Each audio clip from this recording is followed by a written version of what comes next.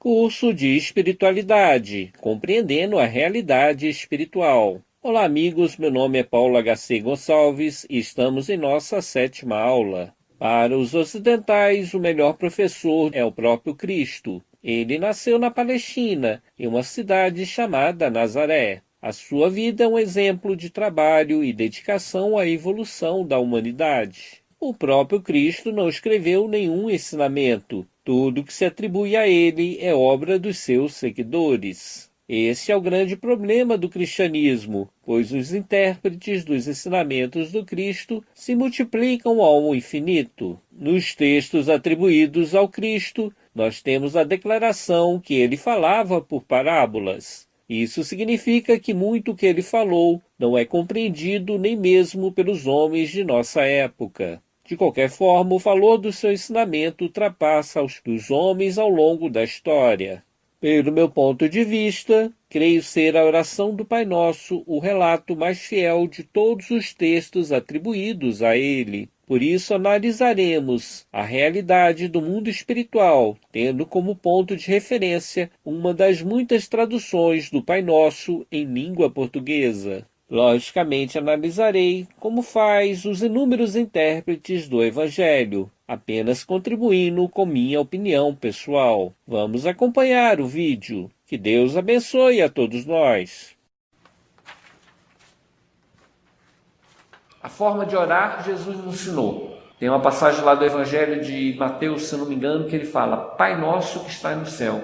Ele centraliza o nosso pensamento na ideia de Deus Pai, porque Deus fez todas as coisas. Deus não é um ser distante. Deus não é Senhor nosso, porque tem aquela ideia de Deus ser o Senhor. Deus não é Senhor, Deus é Pai, porque o Senhor tem servos, tem escravos. O escravo pode ser vendido, o servo é servo enquanto está trabalhando para o Senhor. O dia que o Senhor não quiser aquele servo, ele dispensa e vai embora. O filho não, nós somos filhos de Deus. O filho, enquanto é filho, enquanto está vivo, ele continua vivo, filho. Então nós somos filhos. O filho, mesmo se afastando, mesmo que o pai fale mal dessa criança, não quer saber do filho, ele sempre vai ser filho. E no dia que o filho tem necessidade, o pai sempre acolhe. Então nós temos de ter isso em mente. Nós somos filhos de Deus. Pai nosso que está no céu. O céu é toda parte. Se a gente levantar nossos olhos ali para o horizonte, você vai ver céu. Se olhar para o outro lado, vai ter céu. Se olhar para baixo, vai ver terra. Mas espera aí, do outro lado da terra tem o quê? Tem o céu, tem o Japão. Então, no Japão, do outro lado da terra, tem céu. Então, nós somos cercados de céu por todo quanto é lugar. Porque nosso planeta Terra está no céu. Então, nós estamos aqui no céu. Deus está no céu. Então, Deus, Ele vê tudo que está no céu, no universo. Então, Ele acompanha tudo. Então, Pai Nosso que está no céu. Na verdade, podíamos substituir. Pai Nosso que está em toda parte. Porque Deus é onipresente. Ele está presente em todos os lugares do universo. Santificado seja o seu nome. Não sabemos exatamente qual é o nome de Deus. Alguns chamam de Jeová, outros de Javé, outros de Alá. Não importa o nome de Deus, mas santificado seja esse teu nome. Seja feita a tua vontade, porque a vontade de Deus é perfeita. Por que a vontade dele é perfeita? Porque ele sabe tudo. Ele sabe a nossa necessidade, o nível de evolução que nós estamos. Se for da nossa vontade, for feita a nossa vontade, na hora que a gente estiver bravo com alguém, que cai um prédio, cai uma montanha em cima dessa pessoa, porque a gente está com raiva dessa pessoa.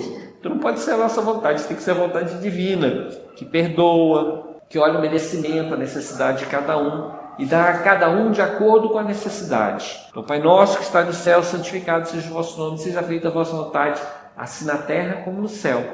Esse segundo céu aí é o mundo espiritual. A terra pode ser dito como um mundo material, onde os viventes, os homens, os animais também, perambulam em estado de evolução. Nós temos inúmeras encarnações e por inúmeras vezes estamos aqui na Terra aprendendo, nos aperfeiçoando.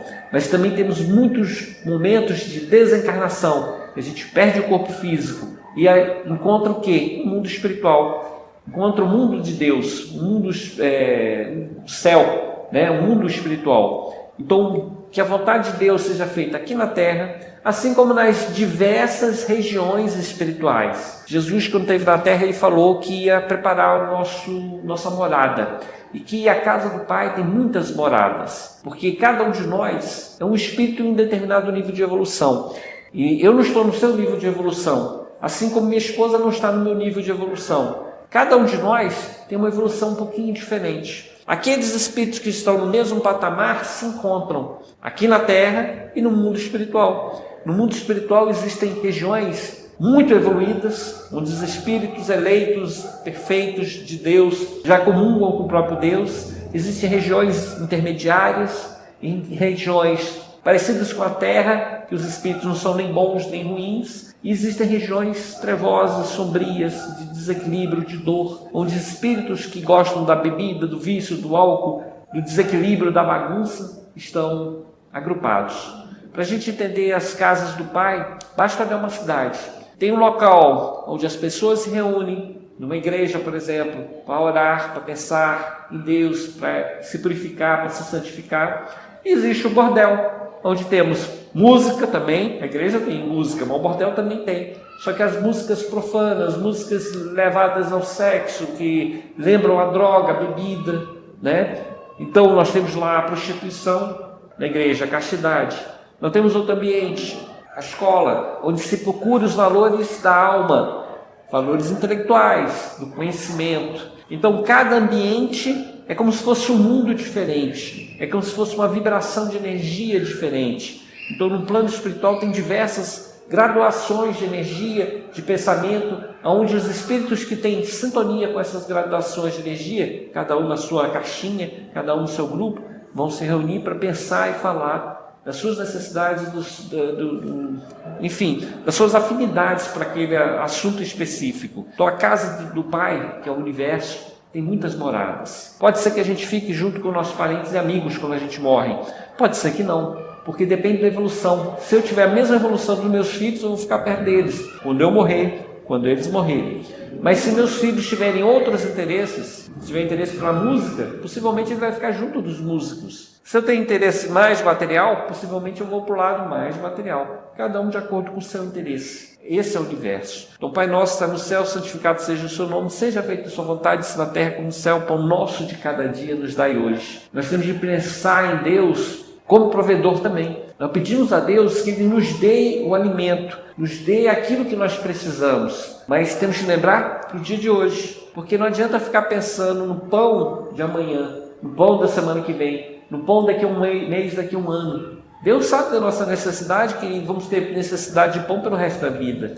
Mas se a gente ficar com ansiedade, ficar preocupado com a necessidade de amanhã, a gente esquece de cuidar das coisas de hoje. Então nós temos de focar no hoje. O que é necessário para mim hoje? Para o meu equilíbrio, para a minha saúde, hoje. Então vou pedir para Deus o que é necessário para mim hoje. E amanhã Deus proverá de acordo com o meu merecimento, de acordo com a minha necessidade.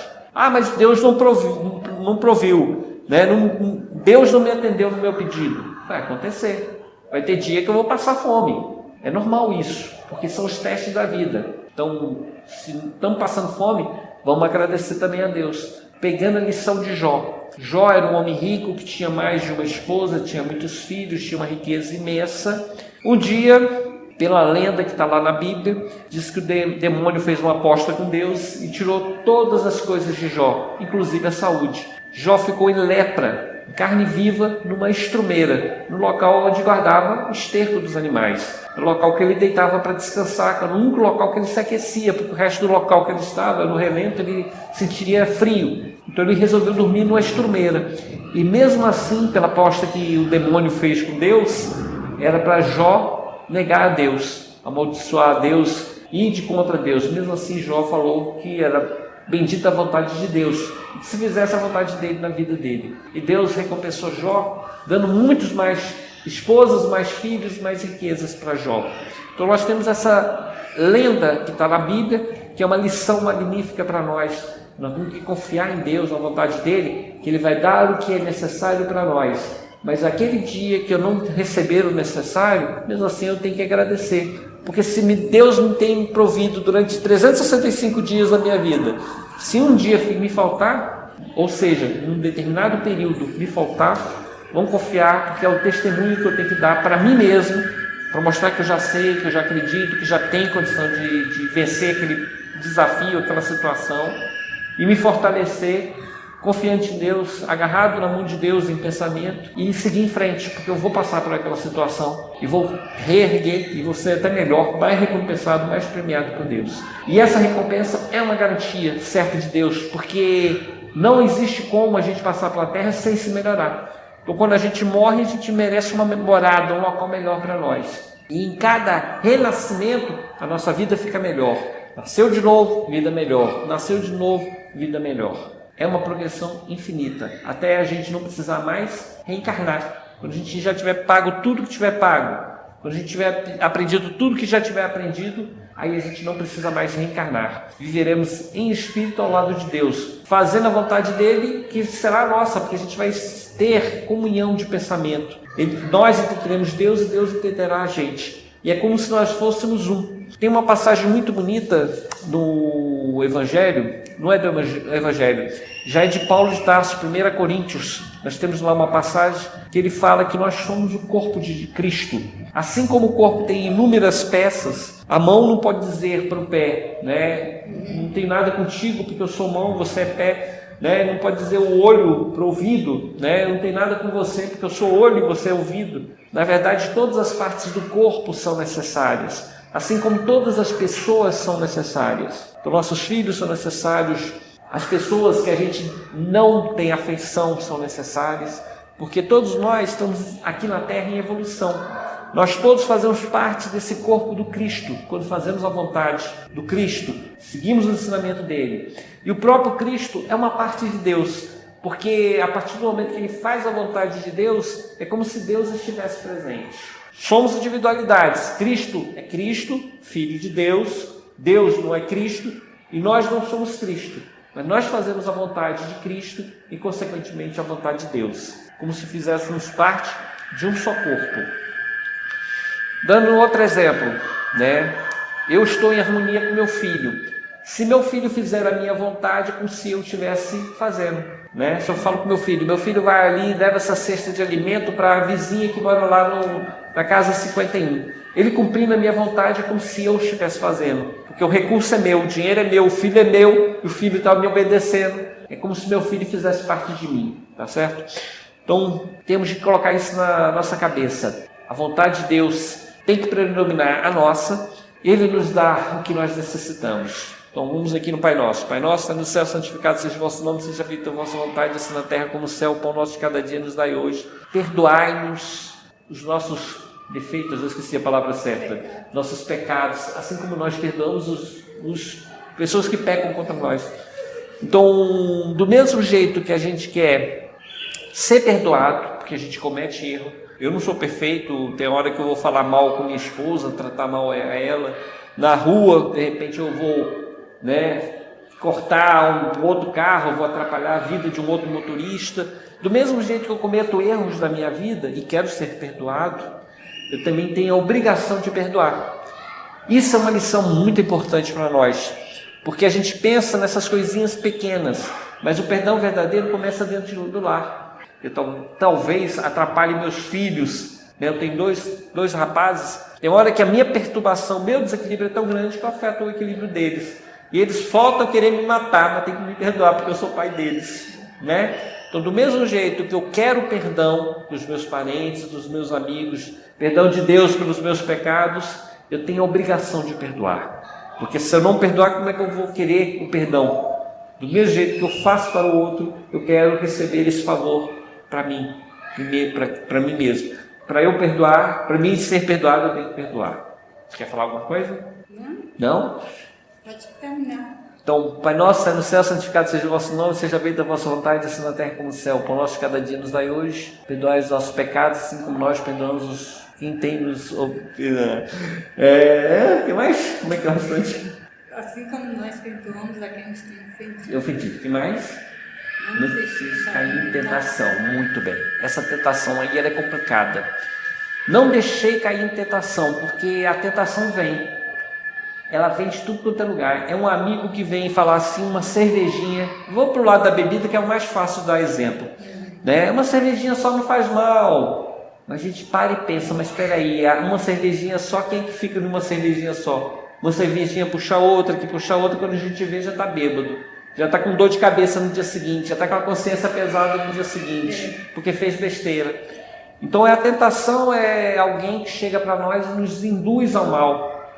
Se fosse comigo eu não deixava. Né? Aquela ofensa, aquela pessoa que vem querer o revide, que é a vingança. É um tentador que vem na nossa vida nos sugerir para que a gente tome uma reação. Muitas vezes a melhor reação é ignorar. Ou então, perdão, não, está perdoado, não me ofendeu não. Que ele siga a vida dele, eu vou seguir a minha. Esse é o caminho certo. Então a gente tem que observar que existem inúmeras tentações. Aquelas tentações do mundo, de uma pessoa que vem dar um conselho errado para nós. Tem uma tentação da televisão. A televisão tenta a gente? Tenta. Por que não? Né? É a vaidade.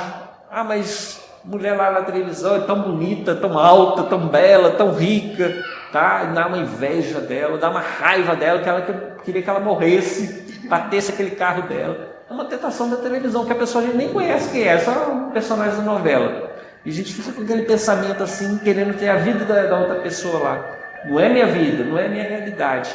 Então eu tenho que prestar atenção que às vezes a televisão me influencia, faz meu coração palpitar mais rápido numa cena violenta, uma cena de ciúme, de briga, faz eu sentir raiva da outra pessoa, me faz sentir apaixonada pelo galã, pela galinha, pela moça lá, pela moça lá que está aparecendo. Então a gente vai se envolvendo nas cenas de televisão. E muitas vezes a televisão nos induz também ao erro. Quando põe uma propaganda de bebida, ou quando um personagem começa a beber, quando o personagem cuida demais da vaidade, a gente começa a prestar atenção muito na nossa vaidade.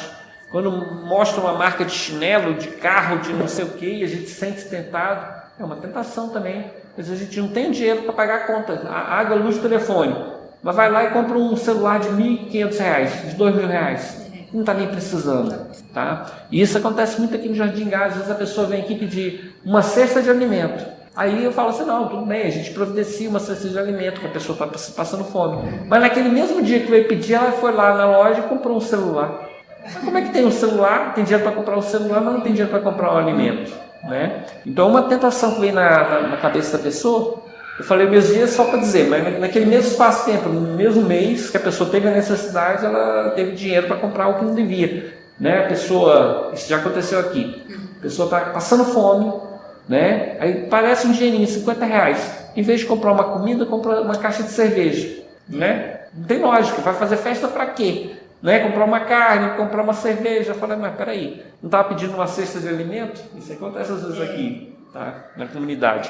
A pessoa deixa de pagar as contas que tem que pagar, cuidar do necessário e vai para comprar coisa que não precisa. Então são tentações. E além dessas tentações do mundo que a gente vê, que a gente ouve, que alguém fala para nós, existem as tentações espirituais. Essas são as piores. Aqueles pensamentos que vêm na nossa cabeça, que a gente não sabe de onde que vem nos botar depressivo, que vem nos botar com raiva, é remoer em pensamento uma briga, uma situação que aconteceu, né? Então nós temos de vigiar o mundo que acontece no mundo ao nosso redor, que nos está influenciando, para ver se a gente quer ou não essa influência. E o pior, nós temos que vigiar o nosso próprio pensamento, porque o nosso pensamento, às vezes, a gente não percebe, nós somos médios. Os espíritos vêm e falam na nossa cabeça e nos dão ideia boa, mas dão ideia ruim também. Então nem sempre é uma boa inspiração. E tem coisa muito boa que aparece na nossa cabeça que parece que ilumina tudo, que clareia tudo. E tem hora que nossos pensamentos só ficam naquela maldade, naquele pensamento ruim, naquela depressão, naquela vontade de se matar. Então aquela sensação ruim, negativa, é um espírito ruim que se aproxima de nós. Ele só permanece ao nosso lado se a gente não cortar ele, não pensar em outra coisa. Tirar esse pensamento da cabeça, tá? Então volto a dizer, os nossos pensamentos, quando a gente pensa, a gente atrai espírito bom e espírito ruim. Se queremos nos livrar dos espíritos ruins, bons pensamentos, boa leitura, boa conversa, boa música. Se queremos atrair espíritos ruins, fica na depressão, vai conversar com pessoa que só é pessimista, vai conversar com pessoa que só dá mau conselho, né? Fica pensando, remoendo uma briga, pensando na situação que aconteceu. Ficar lembrando demais do passado nos atrapalha. Nós temos que pensar no dia de hoje, o que nós temos hoje para fazer, qual a nossa necessidade, o que nós temos que vencer, qual a solução para o nosso problema, o que a gente vai fazer amanhã, no futuro. Pensar o passado só nos atrasa, nos atrapalha. Tem que pensar no dia de hoje, pensando e planejando para uma vida melhor amanhã. Tá? Acho que terminou a oração do Pai Nosso. Porque teu reino, poder e a glória para sempre. Então nós estamos no reino de Deus. O reino de Deus é todo o universo. Então que a vontade dele seja feita em nossas vidas. É isso que nós temos que fazer. Colocar confiança nele, acreditando que nós somos inspirados por Deus para fazer as nossas escolhas, para tomar nossas iniciativas, para superar todas as situações. Tem hora que a gente vai orar, pede para Deus um copo d'água, como o homem do deserto, estava lá no deserto, ficando com sede, procurando água, não acha água. Em determinado momento ele ajoelha, pede a Deus para que venha água para ele, que ele receba água para ele não morrer de sede. Ele fica lá ajoelhado, quieto, calmo, pensando que vai receber essa copo d'água. Mas Deus não manda ninguém, nem um anjo, para trazer o copo d'água para ele. Porém, Deus manda sim, um anjo inspirar propriamente dele para que ele levante e vá para a direita, onde tem uma fonte d'água. E assim ele levanta e vai até a fonte e mata a sede. Porque Deus assim age. Ele não vem diretamente na nossa vida e coloca na nossa mão um tesouro, a solução dos nossos problemas. Deus nos traz a solução em nossos pensamentos se a gente prestar atenção nos nossos pensamentos. E aí a gente encontra essa solução. Se somos uma pessoa boa e positiva, consciente, nós vamos agradecer depois a Deus. Muito obrigado, Deus, pela inspiração, para que eu fosse nessa direção e encontrasse a solução para o meu problema. Se eu sou uma pessoa materialista, sou uma pessoa descrente, eu vou dizer, que boa vontade, que sorte eu tive de ir para a direita em vez de ir para a esquerda, porque assim eu achei a solução para o meu problema. Na verdade, a inspiração é divina, sempre, a inspiração é divina. Basta a gente perceber essa inspiração e lembrar de agradecer, porque tudo que nos acontece aqui, esse período que nós estamos na Terra é curto. Alguns passam 1 ano, 5 anos, 10 anos, 100 anos, não importa o tempo. Mas tudo é vigiado, controlado, acompanhado pela espiritualidade. Nós temos livre-arbítrio? Temos livre-arbítrio. Nós somos responsáveis pelas nossas escolhas. Ao mesmo tempo recebemos boas orientações na nossa mente, recebemos más orientações. Basta a gente decidir para que lado vai a nossa mente, de acordo com o nosso pensamento, com nossa mente, vai nosso corpo. Se minha mente estiver equilibrada, o meu corpo vai estar sadio, vai estar bem equilibrado. Se minha mente estiver desequilibrada, o meu corpo adoece, enfraquece, morre. Então, para que eu tenha um bom corpo, para que eu tenha equilíbrio, tem que estar com a mente boa. Porque com a mente boa eu decido, eu vou levantar dessa cama, eu vou lavar minha louça, fazer minha limpeza, fazer minha comida, vou cuidar dos meus filhos, porque minha mente está boa e positiva. Eu domino minha mente, eu domino meu corpo fica saudável. Mas se eu estou na depressão, se minha mente estiver desequilibrada, eu fico com preguiça de levantar, e não levantando ou protelando ao máximo na cama, eu vou criando mais depressão, meu organismo diminui a endorfina, porque nós temos hormônios no nosso cérebro, e diminuindo essas endorfinas, diminuindo essa produção hormonal, meu corpo começa a adoecer também. E aí mais fraco eu me sinto, daqui a pouco é o coração que está dando problema, outra hora é o fígado, o intestino, o estômago, aí eu vou precisando de medicamento e chega um momento que eu vivo tomando remédio. Viver tomar remédio significa que eu estou com desequilíbrio orgânico. Por que o organismo está desequilibrado? Porque minha mente lá no começo, lá no passado, estava desequilibrada. Para me retomar minha saúde, tem que começar pela mente, para mim começar a fazer um exercício com o corpo, para o corpo começar a reagir e chegar um momento que eu não preciso mais de medicamento. Quem acorda desse processo no tempo certo, consegue viver o resto da vida, digo o resto da vida, porque o passado a gente não muda, sem o medicamento. Aquele que não faz essa autoanálise, que não se conserta, vai atrofiando, chega um momento que morre. É possível ter uma vida, uma velhice saudável? É possível. Desde que a gente tome conta das rédeas da nossa vida, acorde com uma certa regularidade no horário certo, alimente de acordo com a necessidade do corpo, passeie, né? Porque é necessário passear, porque isso faz parte, é um alimento para a nossa alma, sair da rotina, sair daquela situação nossa de comodismo, de sempre fazer a mesma coisa. É extremamente gratificante para nós ir numa igreja, assistir uma missa, assistir uma palestra, ir numa casa de alguém, de um parente, de um amigo, fazer uma visita. Então isso também é uma necessidade do corpo. Então aquela pessoa já de idade avançada, que toma as rédeas da vida, fazendo boas escolhas, se alimentando direitinho, acordando em determinada hora certa, dormindo no horário regular, que vai fazer visitas, que sai a passeios, que tem uma boa conversa, que tem bons amigos, essa pessoa tem uma vida saudável mesmo velha, caquética, né? Pode até estar na cadeira de roda, mas a mente está livre e o corpo acompanha, por incrível que pareça. Quando a gente está equilibrado, o corpo acompanha, mesmo que tenha alguma necessidade física, porque a velhice faz com que atrofie algumas coisas, perca alguns movimentos, de repente precisa de uma bengala, mas não destrói a alma saudável, o corpo também demonstra saúde, mesmo com alguma debilidade, tá certo? Então falamos dessa oração. Então a prece, Deus ouve nossas preces, atende de acordo com a nossa necessidade.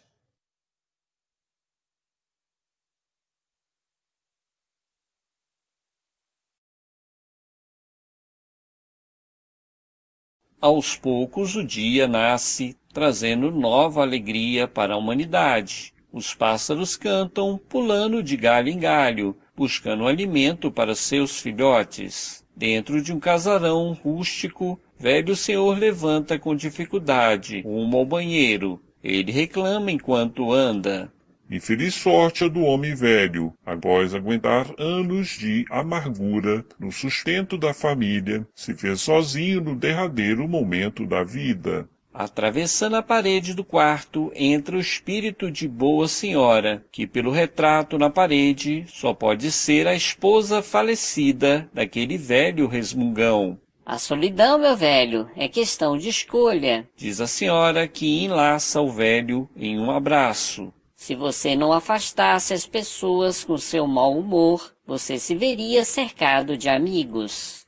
O velho faz a higiene pessoal, penteia os cabelos, ajeita a dentadura. Ah, mas eu vou reclamar. Eles disseram que viriam ontem me visitar, e não vieram. Eu me ajeitei todo e ainda preparei um bolo, logo eu, cozinhando. Mas eles vão ver. Vão comer bolo gelado que eu guardei na geladeira. E quando eles reclamarem, eu vou dizer: quer comer bolo quente? Venha no dia certo. A Boa Senhora sorriu e determinou. Pare de reclamar e troque de roupa. Você não vai querer receber visita com este velho pijama. A aparência, meu velho, reflete o nosso lado emocional. Quem vive no desleixo não valoriza a própria vida. O homem, como que ouvindo a voz da esposa, reclama. Eu só vou trocar de roupa porque eles me deram uma camisa nova. As minhas estão todas velhas, manchadas. Não tem graça nem de usar. Se não fosse por isso, eu ficaria com meu velho pijama. Não devemos nos vestir para agradar as pessoas, mas sim para agradar a nós mesmos.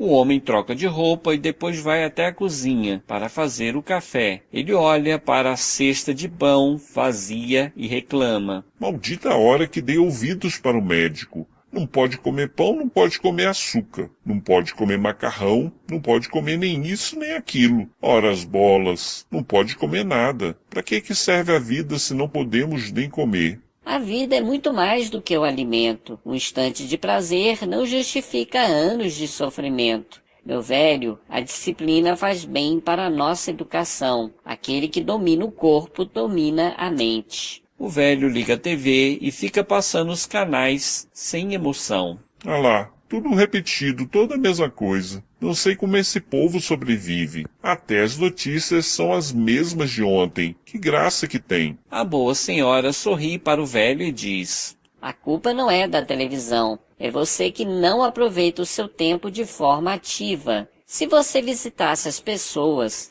não teria tempo para reclamar que elas nunca aparecem. Se você comprasse roupas novas, não reclamaria das velhas. Se você saísse para se divertir, não reclamaria da baixa qualidade da televisão. Se você buscasse bom alimento, não reclamaria do que não pode comer. Grande parte do tempo, nós somos responsáveis pelo que nos acontece. As palavras da boa senhora eram como um pensamento fugidio na mente do velho. Mesmo assim, ele falou: Não adianta me corrigir, sou muito velho para mudar. Que é isso, meu bem? Somos espíritos eternos e habitamos momentaneamente um corpo físico. O corpo desgasta, mas podemos permanecer ativos por longo tempo. O velho toma café, ajeita a cama e sai ao quintal para cuidar do jardim. Minha mulher gostava de rosas. Pensa ele, saudoso. A boa senhora sorri e diz: Gostava não, ainda gosto. O corpo pode ter morrido, mas nós, espíritos eternos, permanecemos no caminho que escolhemos. O tempo passou arrastado, e às 9 horas, um casal entra na casa, acompanhada por 2 meninos. O velho se enche de mesuras, retira o bolo da geladeira e joga fora. Para sua família, o que há de melhor. Ele prepara outro bolo. Que Deus abençoe a todos nós.